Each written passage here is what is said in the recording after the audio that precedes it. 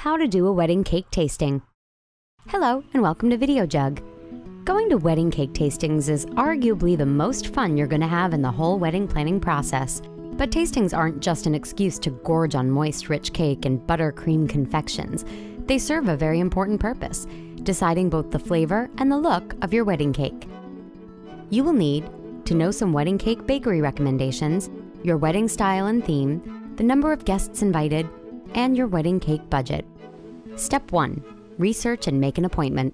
Before you can have a cake tasting, you need to figure out whose cake you want to taste. Unless you know all the top wedding cake bakeries in town, one good way to discover them is to do some research online or call recently married friends or relatives for recommendations. Once you have a list, call your top 3 picks and schedule a cake tasting appointment with the pastry chef. Step 2. Show and tell. At the cake tasting, sit down with the pastry chef and show pictures or drawings of cake designs that you like.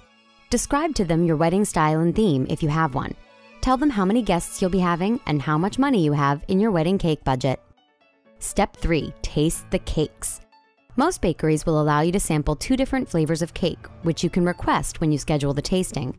If you don't have any particular flavors in mind, they'll select an assortment for you. Today, the most popular 3 cake and icing combinations are white cake and vanilla buttercream icing, chocolate devil's food cake and vanilla buttercream icing, yellow butter cake and chocolate buttercream icing. At the tasting, it's important to think about what flavor will appeal to the most number of your wedding guests.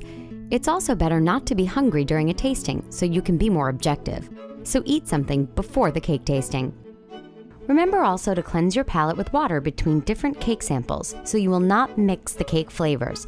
Just like when you smell too much perfume and it all smells the same, it's best not to schedule more than 2 cake tastings in a single day. Step 4. Sweeten the deal. After you've finished a few tastings and you have a clear idea of which cake and pastry chef you want to use, it's time to close the deal. Make sure that everything you discuss with the bakery is in writing before you sign a cake contract or receipt.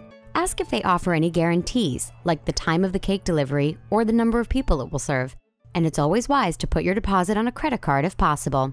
Congratulations! You've just ordered the wedding cake of your dreams. Time to relax, enjoy the sunset, and, oh yes, continue planning the rest of your wedding.